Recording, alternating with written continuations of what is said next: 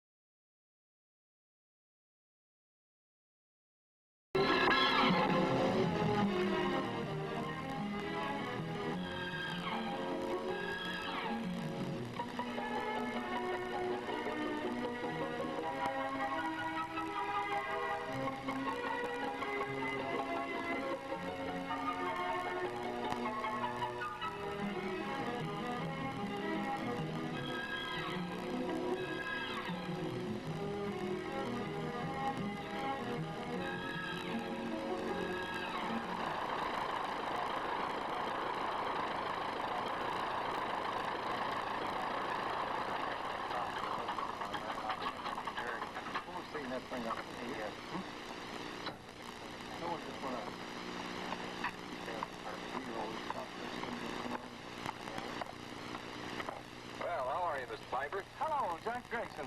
Have a nice trip up. Oh, wonderful. How are you, Tony? Hiya, Jack. Yeah, I came in from Danbury, Connecticut. Did a lot faster than I could have in a train or a car, too. Well, Jack, you don't look exactly tired. Tony, I never get tired when I'm flying. Folks, I want you to meet the founder of this wonderful company, Mr. Piper Sr. Mr. Piper, when did you fly your first airplane? About 25 years ago in Bradford when we were making the first Cub. Well, speaking of cubs, you've raised some pretty fine cubs yourself here. Folks, this is Tony, and Tony, I understand your father is turning over the management of the company to you boys, and he's made you the general manager. Yes, Jack, that's right. And we're hoping to do as well in the future as Dad had done in the past. Here comes the rest of the family now. This is Bill Piper. Bill is the executive vice president of the company, and Bug is vice president in charge of research and development. These two brothers flew one of the first twin-engine Apaches across to Pretoria, South Africa. Did you have a good trip, Bill? Very fine, Jack. And I know you saw some of the pictures, some of the movies that we took. Oh, they were most interesting and well done, too. Bug, how long was that trip? Just 12,000 miles, Jack, including a 1,900-mile hop across the South Atlantic. Folks, this is a wonderful family, and they make great airplanes here in the town of Lockhaven, Pennsylvania. I'd like to take you through the factory and show you just how they do it. But, of course, it covers so many acres here. I have a better idea for you. Why don't you just sit back now and take it easy, and we'll bring the factory to you. The modern airplane is made almost entirely of aluminum, steel, and plastics. Aluminum is used for the skin and various structures.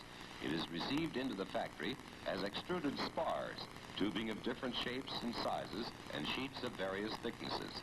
When a batch of parts is required, a factory traveler is made up. This specifies the work to be done on the parts and their routing through the factory. It accompanies these parts until they go into sub-assemblies, into the airplane, or into the stockroom as spares.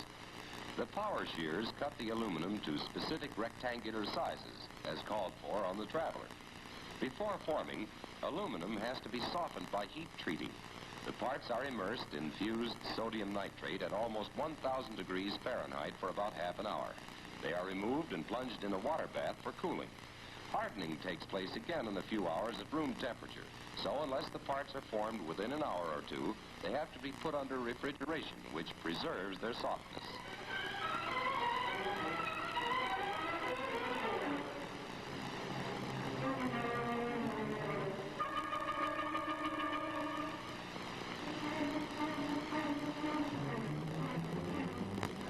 This sheet of aluminum is going to become an engine nacelle for the Piper twin-engine Apache.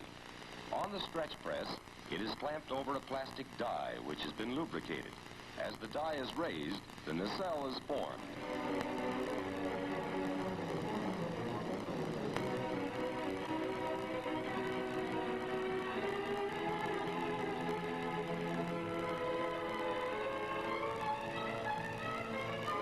The part is removed and trimmed. The stretch press is used to make engine cowls and nacelles as well as the fuselage skin sections of the Apache. Much skill as well as heavy machinery is needed to form these sheets. The 500-ton hydraulic press is used in making many parts, such as the two halves of a gas tank, ribs, nose cowls, instrument panels, and this baggage door web.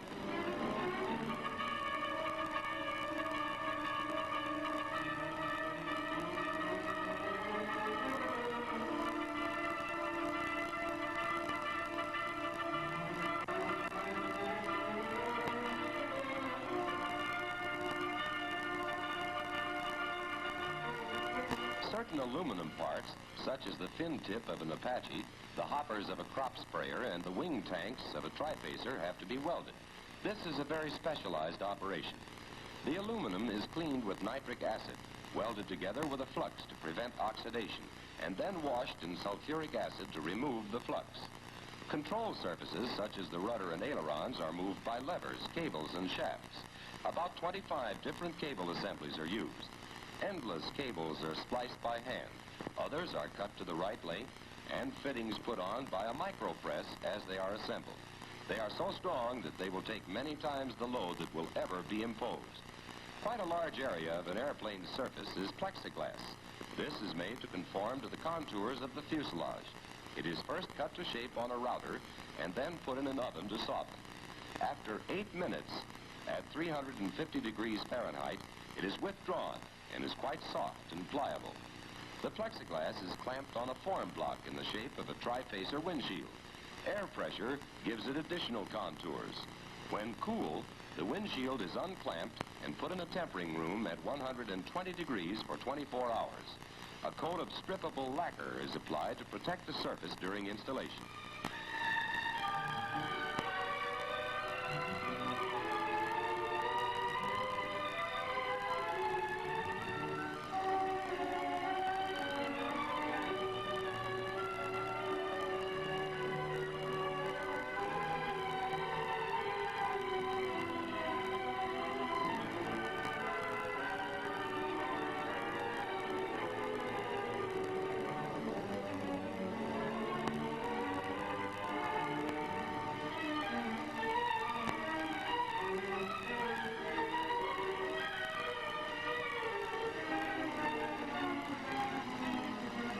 The construction of a wing for the Tripacer or Super Cub starts with 2 extruded aluminum spars.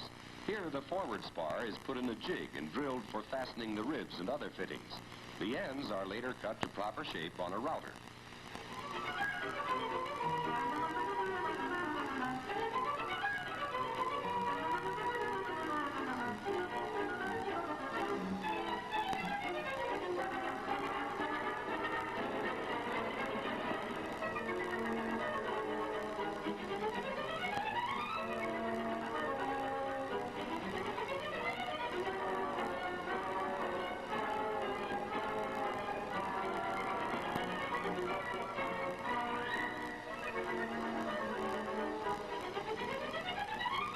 The cap strip of a Tripacer wing rib is formed on a draw bench from flat aluminum roll stock. The cap strip is cut to length and put through a crimper so that it will take the sharp bend of the leading edge. It is then formed into the airfoil shape of the rib on a bender. This frame is put into a jig and the cross members put in place.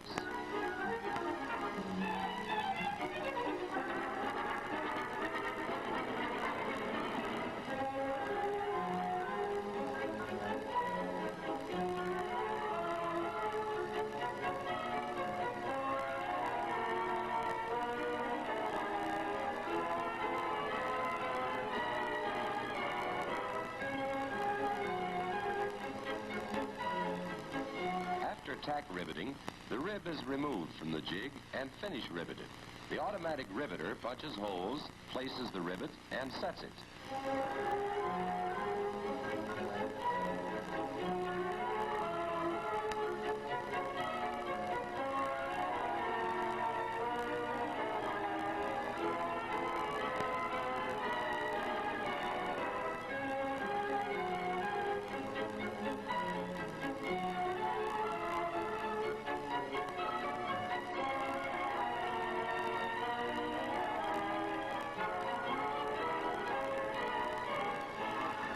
ribs are assembled on the spars and screwed into position. Struts, stiffening wires, control cables, and electric wiring are installed. The leading edge skins are clamped and then screwed into place.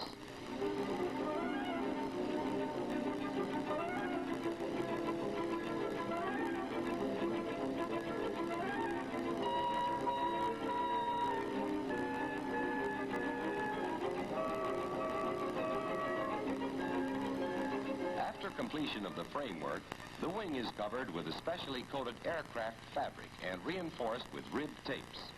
2 coats of titanium butyrate dope are sprayed to make the fabric taut. After sanding smooth, tapes are applied over the ribs and grommets cemented in place. More dope is sprayed to build up film strength, followed by a coat of aluminum. This is sanded quite smooth and serves as a base for the final coat of color. A few years ago, a finish as good as this could only be obtained by hand rubbing, and it sold at a premium. It is now standard finish on the Tripacer and Super Cub. The wing is now ready for final assembly. The landing gear of a Tripacer is a typical example of tubular steel construction. The tubing is cut to length on a radiac saw and then put into a jig to provide contours for guiding the punch of the nibbling machine. The nibbler cuts the ends so that they can be fitted at an angle to other tubes in the tack welding jig.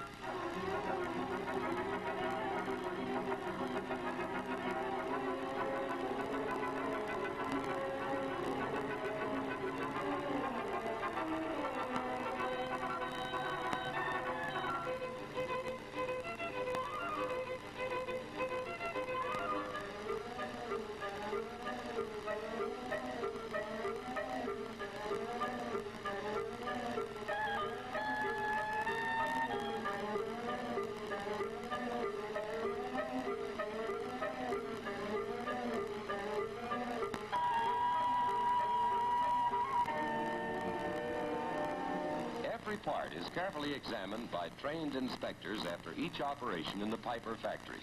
After a visual inspection of the welds on the landing gear, there is a dimensional inspection to see that it is the proper shape. The gear is lined up on V-blocks and alignment of the axle checked with a bubble protractor. Under a special lamp, minute cracks or subsurface flaws show up as white marks. For this test, the surface is flushed with iron oxide in oil and magnetized. The assembly is coated with primer. It is then covered with fabric and finished in the same way as the wings. The wheel is put on, and the finished landing gear is assembled on the airplane.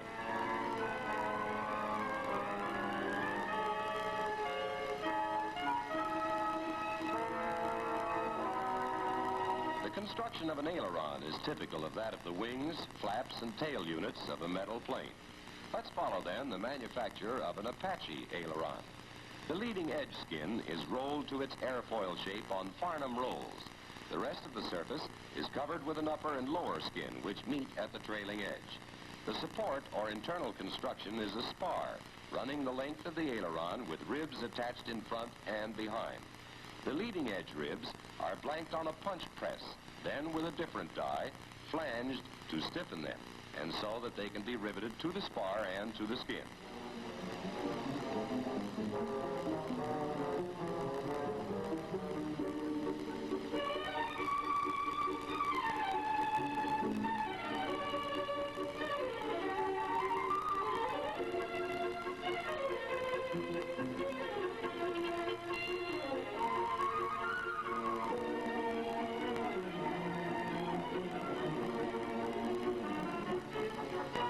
To make an aileron spar, aluminum is sheared to size and the sides flanged. Holes are then punched and flanged for lightness and strength in a heavy-duty punch press. Aileron ribs are made from this stack of aluminum blanks.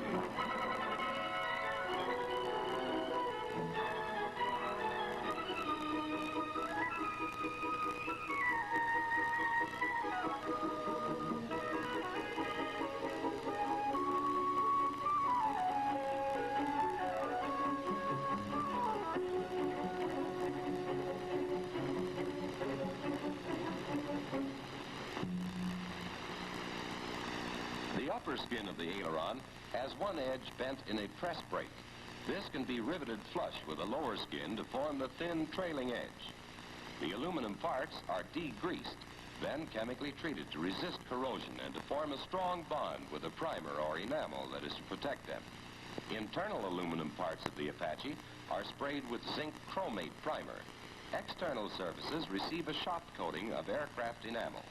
After assembly, they will be cleaned and sprayed with a final coat of the same enamel. Aileron skins are stiffened with stringers. These are thin ribs of aluminum that are put in a jig and then riveted to the inner skin surface.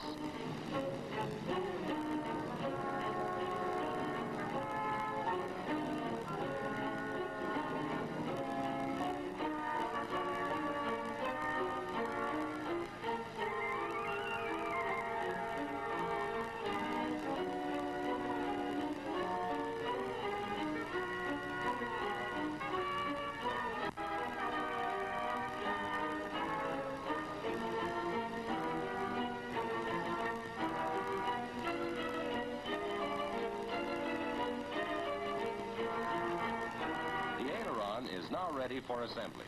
The bulkheads are secured with clips and then riveted to the leading edge. The spar and ribs are bolted in and the assembly completed in a jig.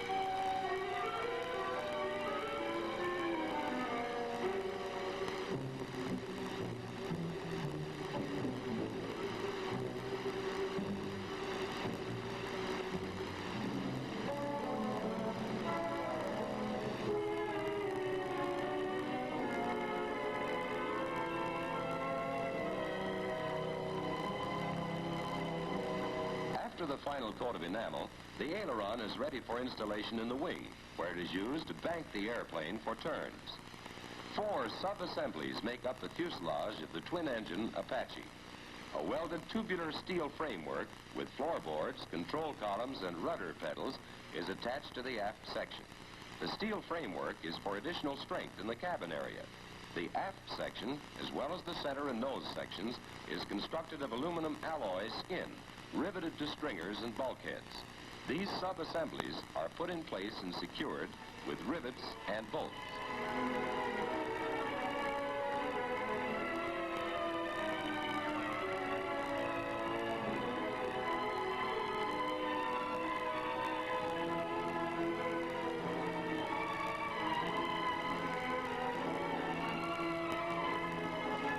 The electric wiring systems are naturally very complex. Each wire is colored or numbered differently, and the main system is set up on a wiring board and called a harness.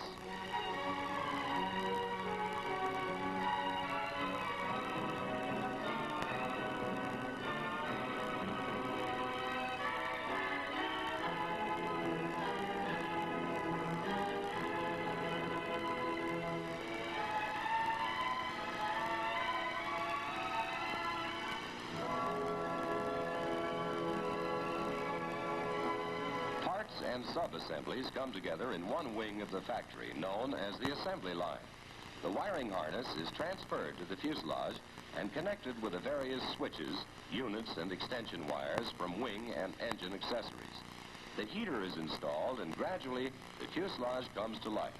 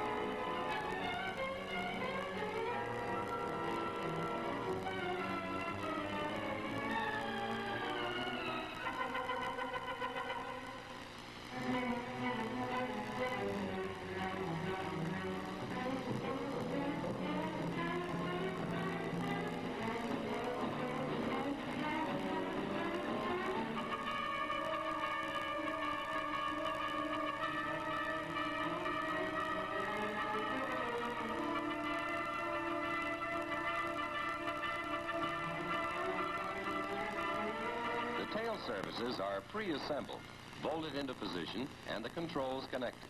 The ship is leveled, and the control adjustments corrected for coordination and angle of travel. The nose wheel is mounted, then the fuselage is cleaned, washed, and given its final colors. The two wings differ slightly, so they are always built in pairs. The construction, while similar to that of the aileron in principle, has to allow for wing gas tanks, landing gear, and engine supports. A sturdy main spar runs the length of each wing and projects on the fuselage end. These projections are slid into the fuselage and are bolted together with 32 close tolerance bolts, so that the two wings are as one. The spars are also bolted on the sides of the fuselage. Wingtips are fitted, but left off until the end of the line. Ailerons and flaps are installed. The engines are mounted and all lines connected between wings, engine, and cockpit.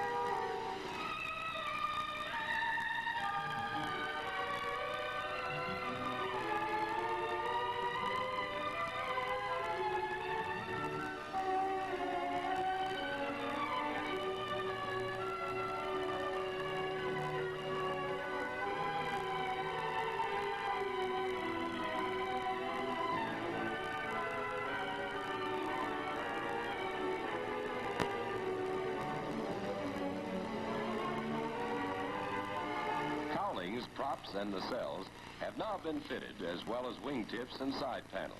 The plane has another very careful inspection and then a good cleanup. Oil and gas are put in, the engines run, and the ship turned over to the flight check crew. After a preliminary flight, a modification crew makes the final adjustments on the compass, radios, control surfaces, navigation instruments, and so forth. And the airplane is assigned to a test pilot for a thorough test flight.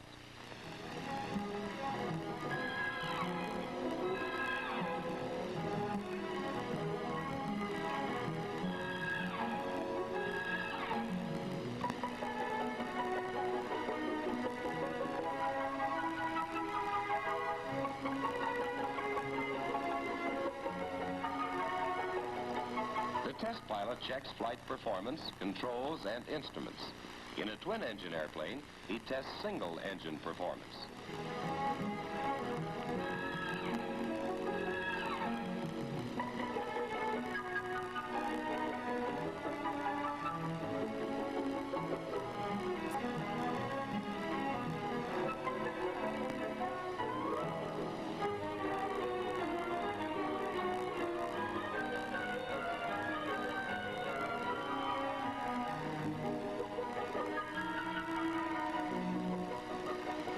After the pilot is entirely satisfied with the performance, he signs the flight test sheet.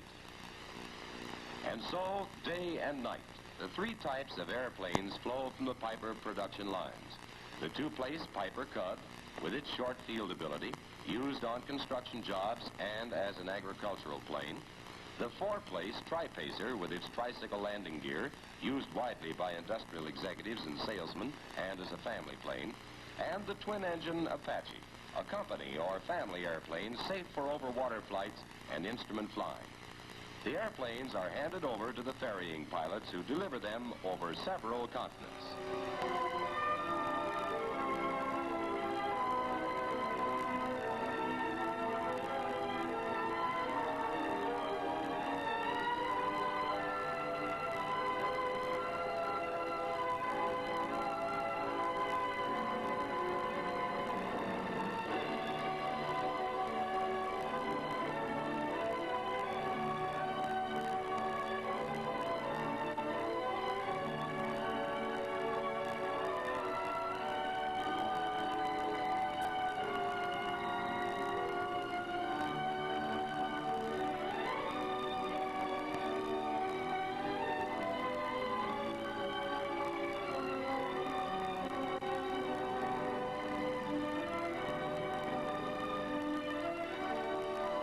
proud of their planes in Lock Haven, and for good reason.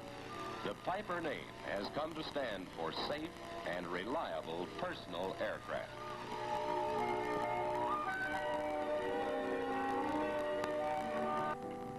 In 1957, Piper ran this prototype for 5,000 Tripacer. It seems appropriate to show this aircraft as it exists today. Proof of the quality of Piper design and workmanship. It's ironic that the long airframe life that resulted from this quality produced the enormous liability that has become the downfall of Piper and other manufacturers. Mr. Piper, so use your aircraft. Those classic